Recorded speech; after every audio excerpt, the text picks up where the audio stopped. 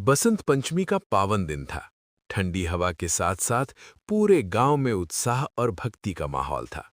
हर ओर पीले फूल, पीले वस्त्र और ढोल नगाड़ों की मधुर आवाज गूंज रही थी। आज मां सरस्वती की पूजा थी। ज्ञान, बुद्धि और कला की देवी की आराधना का दिन। इसी गांव में अनिकेत नाम का एक साधारण परिवार का लड़का रहता था। उसके पिता खेतों में मजदूरी करते थे और मां सिलाई का काम करती थी। घर की आर्थिक स्थिति ठीक नहीं थी, लेकिन अनिकेत का मन पढ़ाई में बहुत लगता था। किताबें उसके लिए धन से बढ़कर थीं। हर सुबह वो मां सरस्वती की एक छोटी सी तस्वीर के सामने बैठकर पढ़ाई शुरू करता। किताब खोलने से पहले वो हाथ जोड़कर कहता, मां, मुझे ज्ञान देना ताकि मैं कुछ बन सकूं। बसंत पंचमी के दिन स्कूल में बड़ी पूजा रखी गई थी। सभी बच्चे नई नई किताबें, फूल, मिठाई और पीले कपड़े पहनकर आए थे। अनिकेत के पास न तो नई किताब थी, न ही पूजा के लिए कुछ खास।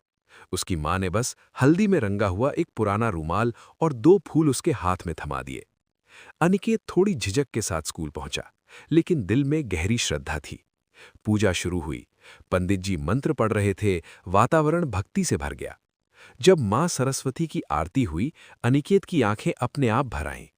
मन ही मन उसने प्रार्थना की, हे मां सरस्वती, मुझे बड़ा नहीं बनना, बस इतना योग्य बना देना कि मैं अपने माता पिता का सहारा बन सकूं। पूजा के बाद स्कूल में प्रतियोगिता रखी गई, कविता पाठ और सामान्य ज्ञान की। अनिकेत ने बिना तैयारी के भाग लिया। जैसे ही वो मंच पर गया, शब्द अपने आप उसके मुख से बहने लगे। उसकी आवाज में आत्मविश्वास और भाव था। सभी शिक्षक और बच्चे हैरान रह गए। परिणाम आया। अनिकेत प्रथम स्थान पर था। प्रधानाचार्य ने मंच से घोषणा की कि अनिकेत को स्कूल की ओर से पूरी छात्रवृत्ति, नई किताबें और यूनिफॉर्म दी जाएगी। इतना ही नहीं, उसे जिले के एक बड़े स्कूल में आगे पढ़ने का मौका भी मिलेगा। उस दिन अनिकेत घर लौटा तो माँ बाप की आंखों में खुशी के आंसू थे। माँ ने कहा, बेटा, आज माँ सरस्वती ने सच में हमारी सुन ली। समय बीतता गया। अनिकेत ने कठिन मेहनत की, बड़े शहर में पढ़ाई की और एक दिन वो एक प्रसिद्ध शिक्षक बन गया।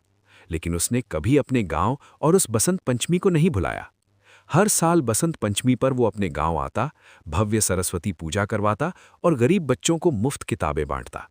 बच्चों से वो हमेशा कहता, ज्ञान मां सरस्वती का सबसे बड़ा प्रसाद है और सच्ची श्रद्धा उसकी चाबी। आज भी गांव के लोग कहते हैं कि जिसने मां सरस्वती पर सच्चे मन से विश्वास किया, उसकी किस्मत खुद लिखी जाती है।